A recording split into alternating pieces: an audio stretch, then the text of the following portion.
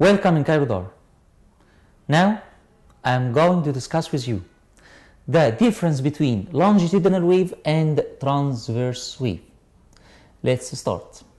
Here, as you see, here we have a mass. This mass is M, is attached to a wall, as you see, through a spring. When we push this mass toward the wall, what will happen?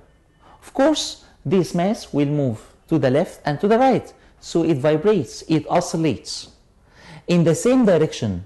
So it is an expression for the longitudinal waves, in which the medium particles vibrate parallel to the propagation direction. It is an example for the longitudinal waves, and it can be represented by sine wave. That's for the longitudinal wave. What's about the transverse wave? The transverse waves, as I told you before, the medium particles vibrate perpendicular to the propagation direction. How? As you see here, we have here a rope, and this rope is attached, and we move it through up and down, so the rope vibrates or oscillates by this way.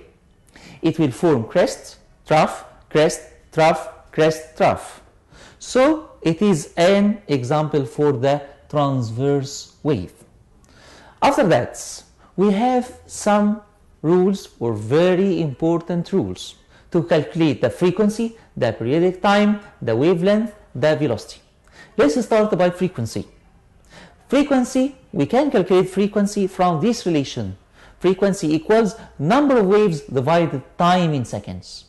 If we have, for example, 10 waves, and these 10 waves happens in only 2 seconds, so the frequency in this case equals, yes, number of waves, which is 10, divided time in seconds, which is 2, so 10 divided 2 equals 5 Hertz. So the frequency can be calculated from the relation frequency nu equals number of waves divided time in seconds. What's about the periodic time? Periodic time is the reciprocal of the frequency. Periodic time is the time taken by the vibrating body to make one complete oscillation. So periodic time T capital equals 1 over nu. T capital, periodic time, equals 1 over nu. That's for the periodic time. So I want to tell you about the relation between frequency and periodic time. As the frequency increases, so the periodic time decreases, and vice versa. So the relation between them is inversely proportional.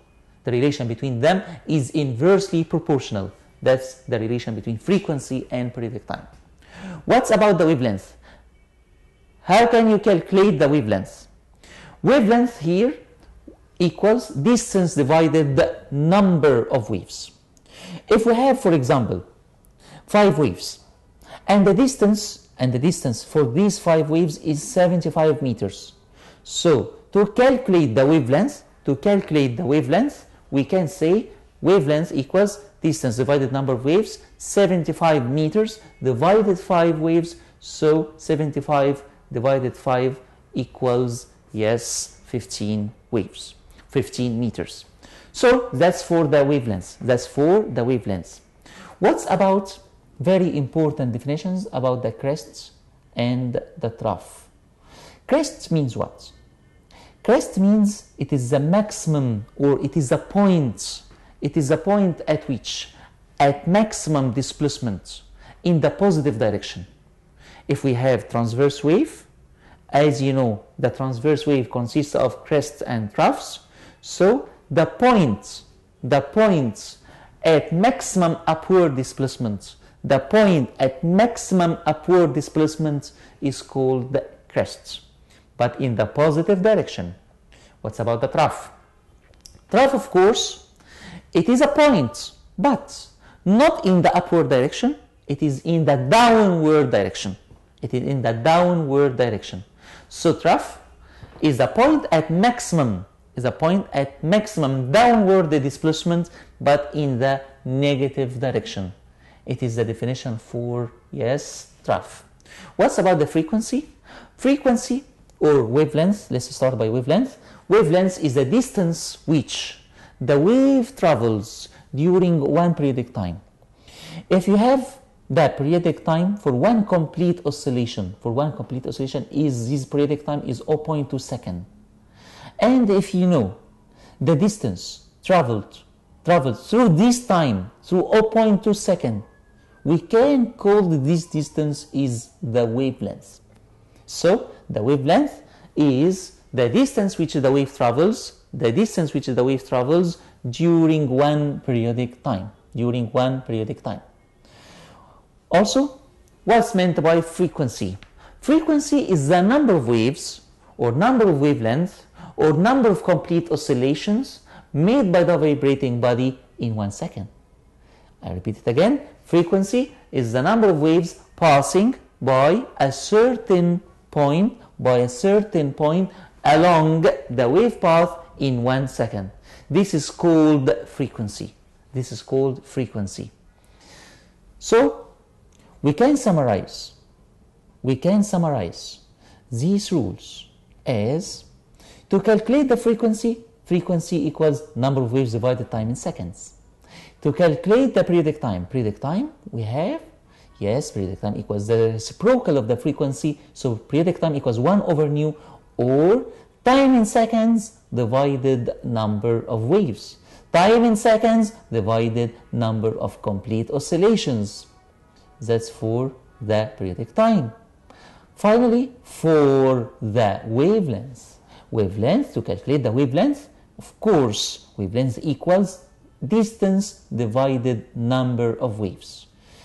If the distance between the first wave and the sixth wave, so how many number of waves between the first wave and the sixth wave? So here is 5 waves. But if I say we have 6 waves, so the number of waves is 6. So please don't make a disturbance between these 2 points. If I say again the distance between the first wave and the sixth wave, so how many number of waves? First wave to sixth wave, so the number of waves is 5, just only 5. 6 minus 1 equals 5. But if I say, if I have 6 waves and the distance, 6 waves spread, of course. So don't disturb between these 2 points. At the end, I hope to understood this difference between longitudinal wave and mechanical wave. Also, to understood very well our rules for frequency, for wavelength, for periodic time. Thank you, and I hope to join us in the next parts.